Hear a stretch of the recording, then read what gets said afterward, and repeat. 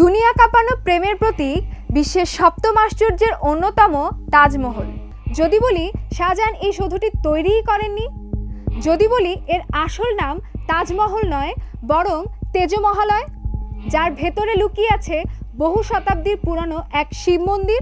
তাজমহল আসলে একটি প্রাচীন শিব মন্দির ছিল, যার নাম ছিল তেজমহালয়।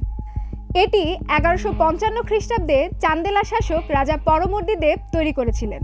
শাহজাহান এটি দখল করে নেন। তাজমহল শব্দটি মমতাজ মহলের নাম থেকে আসেনি, কারণ মমতাজ মহলের আসল নাম ছিল আরজুমান্দ বানু বেগম। তাজমহল আসলে তেজমহালয় শব্দের বিকৃত রূপ। পরবর্তীকালে বিভিন্ন আদালত এই পিটিশনগুলিকে কাল্পনিক আসক্তি বা মন গড়া গল্প বলে খারিজ করে দিয়েছে। প্রশ্ন হলো, যেখানে এত ঐতিহাসিক প্রমাণ রয়েছে সেখানে কেন এই বিতর্ক আজও আলোচনার কেন্দ্রবিন্দুতে?